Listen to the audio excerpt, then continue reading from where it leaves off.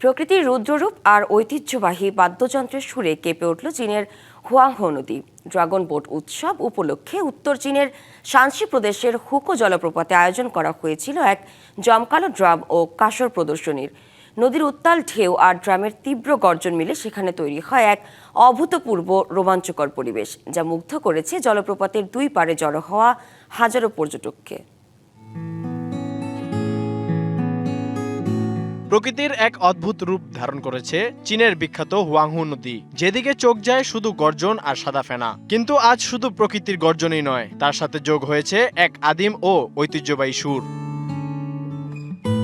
চীনের ঐতিহ্যবাহী dragon boat উৎসবকে কেন্দ্র করে শানসি প্রদেশের জিক্সিয়ান কাউন্টিতে বসেছে এক অনন্য আসর। হুকো জলপ্রপাতের ঠিক উপরের ভিউইং প্ল্যাটফর্মে যখন ড্রাম আর কাসরের শব্দ, তখন যেন থমকে দাঁড়ায় চারপাশ। নদীর তীব্র স্রোতের শব্দের সাথে ড্রামের এই মহাগর্জন তৈরি করে এক বুক কাঁপানো রোমাঞ্চ। ঐতিহ্য আর প্রকৃতির এই মেলবন্ধন শুধু বিনোদনই নয়, বরং মনে করিয়ে দেয় হাজার বছরের পুরনো চীনা সংস্কৃতির শক্তিকে।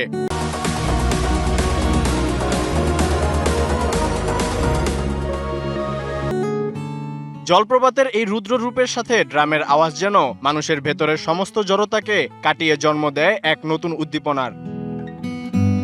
এমন জমকালো আয়োজনে হুকো জলপ্রপাত রূপ নিয়েছে এক জীবন্ত উৎসবে, যেখানে সুর আর স্রোত মিলেমিশে একাকার।